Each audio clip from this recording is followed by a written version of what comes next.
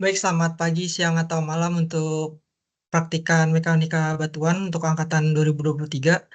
Jadi, pada video ini kami para asisten akan menyampaikan sebuah video praktikum mekanika batuan pada modul uji geser langsung atau direct shear test. Sebelumnya, perkenalkan, nama saya Rendra Zeni Firdaus dengan NIM 121222111.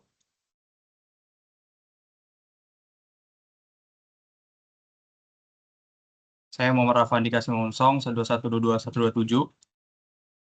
Saya Raffi Nafalsyah, 121-22067. Dan saya Arianti Stianingrum, 121-22036. Oke, pertama-tama kita mulai dulu dari pengertiannya. Jadi, uji geser langsung atau direct shear test. Direct shear test ini merupakan metode pengujian yang digunakan untuk menentukan kekuatan geser dari material, terutama pada batuan. Uji ini bertujuan untuk mengukur seberapa besar gaya geser yang dapat ditahan oleh sampel sebelum mengalami kegagalan atau failure. Tujuan dari uji DS ini yang pertama itu untuk mengukur kekuatan geser dan juga menentukan parameter mekanis, yaitu seperti koesi dan juga sudut geser dalam. Boleh di next. Oke, kuat geser. Jadi kuat geser batuan ini merupakan perawanan internal batuan terhadap tegangan yang bekerja sepanjang bidang geser dalam batuan tersebut yang dipengaruhi oleh yang pertama ada faktor intrinsik. Ini merupakan menunjukkan karakteristik dari internal batuan yang terdiri dari koesi atau biasa dilambangkan dengan C dan sudut gesek dalam yang diperoleh dari hasil uji geser langsung. Lalu selanjutnya ada yang kedua itu ada faktor ekstrinsik, merupakan faktor yang berasal dari lingkungan batuan baik yang alami maupun yang tidak serta dikontrol maupun yang tidak dapat dikontrol oleh manusia. Boleh di next. Oke, selanjutnya di sini ada ini eh gambar dari diagram uji grafik dari uji geser langsung direct shear test ini. Eh, yang ada komponen-komponen pada gambar tersebut yaitu ada hubungan antara tegangan geser dan juga tegangan normal. Sumbu vertikal mewakili tegangan geser, sedangkan sumbu horizontal mewakili tegangan normal. Garis garis lurus yang terbentuk menunjukkan bahwa adanya hubungan linear antara kedua jenis tegangan tersebut, yang mencerminkan sifat material saat mengalami deformasi. Lalu seperti yang dikatakan pada slide sebelumnya, yaitu kok parameter-parameter yang ada itu ada koesi, yaitu titik potong sumbu Y pada grafik, yang menggambarkan kemampuan material untuk menahan gaya tanpa adanya tekanan eksternal, dan juga sudut gesek dalam. Sudut kemiringan garis terhadap sumbu X yang menunjukkan seberapa besar friksi internal material saat dikenakan beban. Lalu di situ terdapat juga persamaan dari yaitu tau sama dengan C atau itu koesi ditambah sigma N plus tan pi. Persamaan ini menggambarkan bagaimana kekuatan geser tergantung pada koesi, tegangan normal, serta sudut gesek dalam.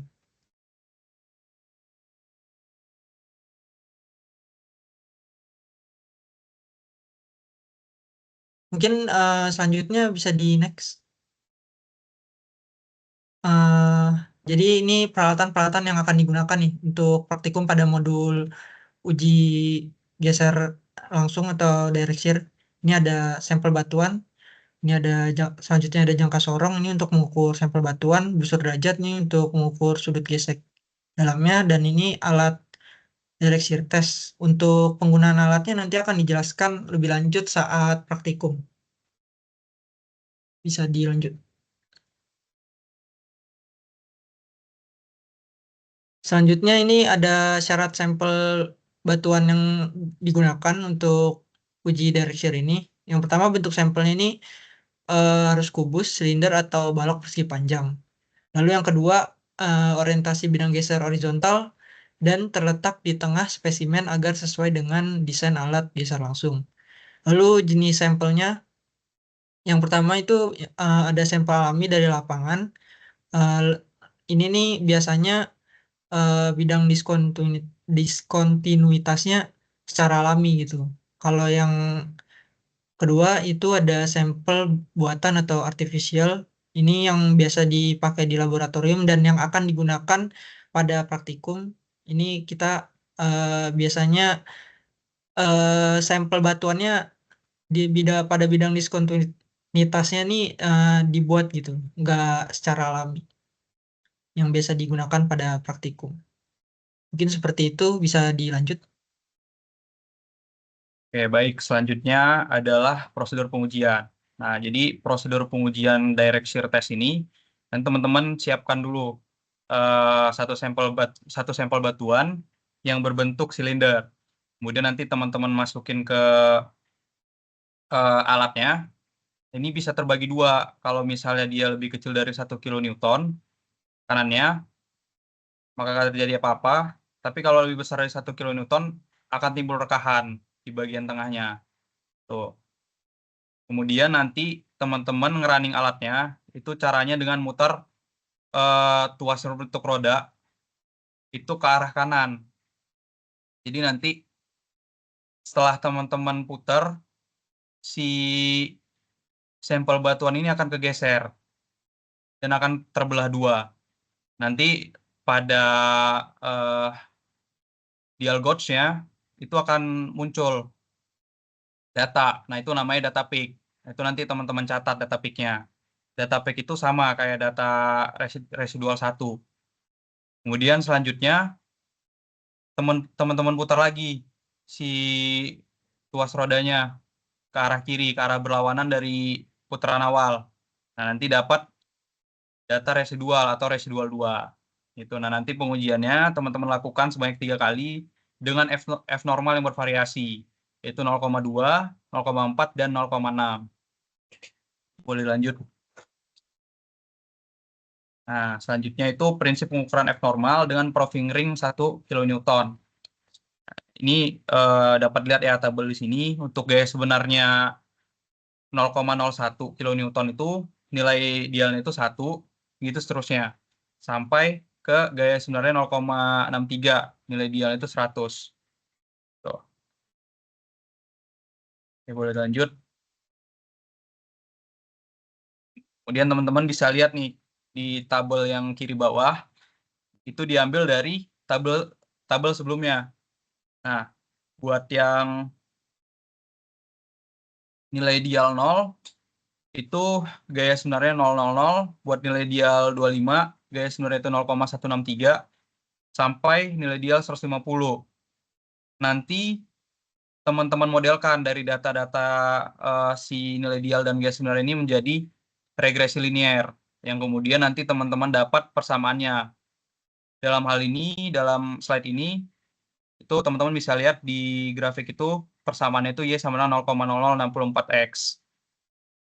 Boleh next. Oke, ini sama sebenarnya kayak slide sebelumnya, cuman ini buat tabel yang proving ring-nya itu 4 kilonewton. Oke, boleh next. Nah, selanjutnya tadi dari prosedur pengujian kan seperti singgung, teman tuh bakal dapat data peak dan residual. Nah, jadi data peak dan residual itu nanti bakal teman-teman catat kayak tabel, kayak 3 tabel inilah. Jadi nanti F normal buat yang 0,2 kN teman-teman catat, 0,4 kN teman-teman catat, 0,6 kN teman-teman catat. Kemudian nanti teman-teman lihat mana yang datanya itu tertinggi dari data-data lainnya. Misal nih di F normal 0,2 kN. Kita lihat di data peak-nya. Data peak-nya itu dari perpindahan 0 sampai perpindahan 6, itu data peak tertinggi itu ada di angka 18. Kemudian buat yang residualnya itu ada di angka 8. Nah, itu kan udah ditandain kuning juga kan. Nah, itu nanti yang ditandain kuning itu data puncak itu yang bakal teman-teman gunakan buat perhitungan selanjutnya. Juga dengan F normal 0,4 kilonewton dan F normal 0,6 kilonewton. Oke. Baik, berikutnya merupakan prinsip pengukuran gaya geser. Jadi data yang kita dapatkan pada slide sebelumnya itu merupakan gaya normal pada masing-masing sampel, itu pada sampel 0,2 kN, 0,4 dan 0,6 kN.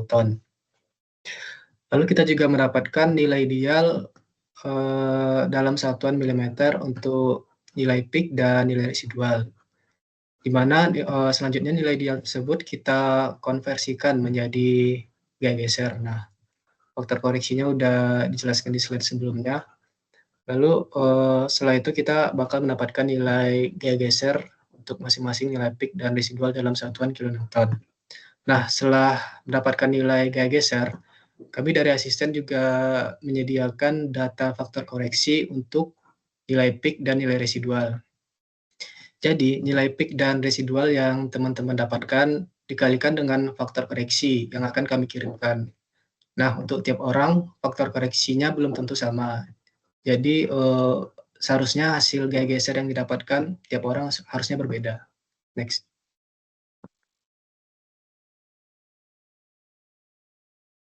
Next. Nah, baik, berikut merupakan prinsip perhitungan tegangan normal dan tegangan geser. Setelah kita mendapatkan gaya normal dan gaya geser, kita perlu mencari nilai tegangan normal dan tegangan geser. Untuk menentukan tegangan normal dan tegangan geser, nah kita perlu parameter luas permukaan. Luas permukaan yang digunakan adalah luas alas dari lingkaran, karena sampel yang kita gunakan itu berbentuk silinder. Buat luas lingkaran sendiri sama dengan A sama dengan 1/4 pi D kuadrat. Nah, karena sampelnya tidak permukaannya itu tidak berbentuk lingkaran sempurna, maka kita perlu menghitung diameter dari sisi horizontal dan sisi vertikalnya, sehingga luas lingkaran yang kita gunakan menjadi 1/4 dikali pi dikali D1 dikali D2. Lalu juga perlu dikoreksi, karena apabila bidang pecah sampelnya tidak rata, sehingga bakal membentuk sudut terhadap vertikal. Maka luasnya juga perlu luas sebelumnya perlu dibagikan dengan cos theta.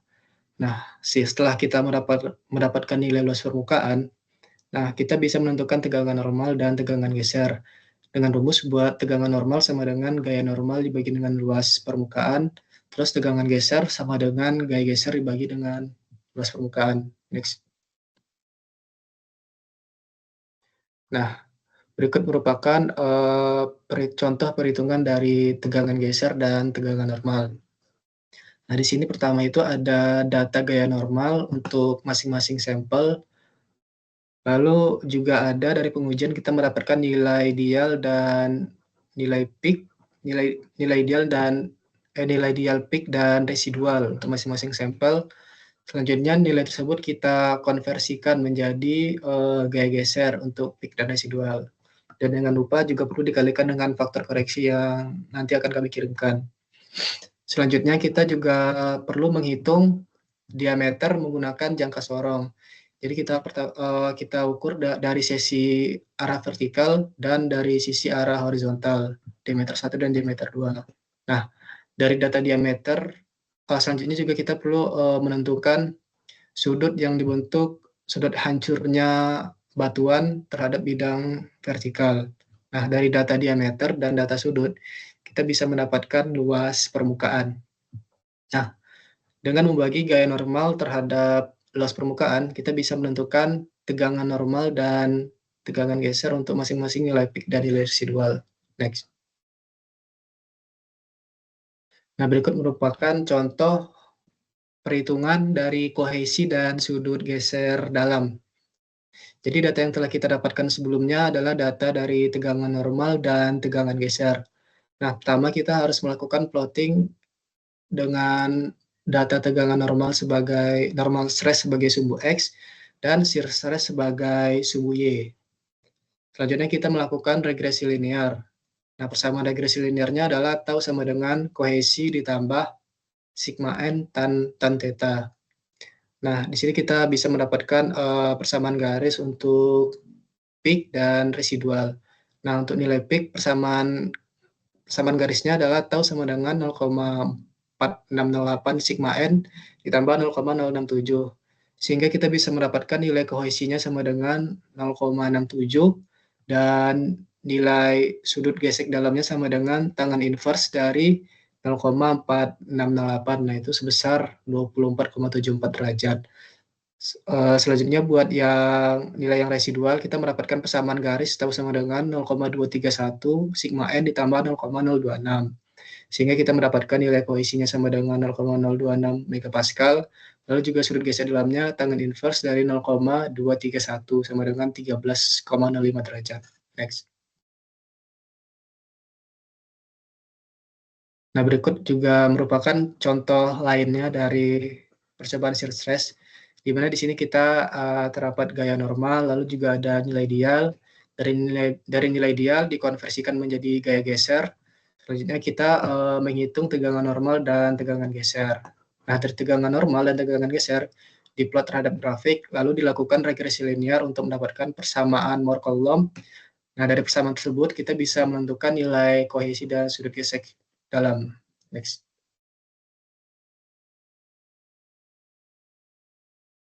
Oke, selanjutnya ini ada contoh dari laporan uji direct shear yang dikeluarkan oleh ITB, khususnya dari Laboratorium Geomekanika dan Peralatan Tambang, yang mana di sini dapat dilihat untuk hal-hal yang terdapat dari laporan itu sendiri, itu ada nomor, terus ada kode sampel dari batuan itu sendiri, terus ada depth-nya, dan ada litologi. Dan di sini hal yang penting mungkin yang dilaporkan dari lab ke perusahaan gitu ya, nanti bakal ada yang namanya sigma N, terus sigma N itu tegangan normal, terus tahu itu tegangan gesernya, dan hasil dari pengujian itu berupa kohesi sama sudut gesek dalam. Selanjutnya ini ada rentang kuat geser batuan, yang mana ini sebenarnya acuan umum aja mengenai kuat geser batuan, ada sedimentari, terus ada igneous dan metamorfik gitu sendiri. Mungkin dari teman-teman praktikan dapat lihat yang ada di PPT mengenai acuan umum dari kuat geser batuan. Selanjutnya, apa sih kegunaan dari kuat geser itu sendiri? Pasti teman-teman juga nanyain gitu, kenapa harus diukur dari kuat geser itu sendiri? Nah, dari kuat geser itu sendiri, yang pertama itu untuk menganalisis kestabilan lereng, dan yang kedua itu untuk menganalisis daya dukung tanah. Seperti yang kita tahu bahwa hasil dari kuat geser, pengujian kuat geser itu ada kohesi dan sudut gesek dalam, yang mana itu sangat berpengaruh terhadap analisis kestabilan lereng ataupun analisis daya dukung tanah. Nah, analisis daya dukung tanah itu sendiri kemampuan dari tanah untuk dapat menampung atau menahan beban yang ada di atasnya kayak gitu. Dan semakin besar dari nilai kohesi ataupun sudut gesek dalam itu artinya lerengnya semakin stabil dan tanahnya itu semakin kuat daya dukungnya. Mungkin kayak gitu. Dan mungkin sekian dari penjelasan teman-teman asisten praktikum Macbeth kali ini, dan apabila ada kesalahan mohon dimaafkan, dan kalau misal dari teman-teman praktikan merasa kebingungan, bisa disiapkan pertanyaannya untuk nanti di waktu praktikum nantinya. Mungkin sekian dari kami, dan sampai jumpa di praktikum langsung nanti. Terima kasih.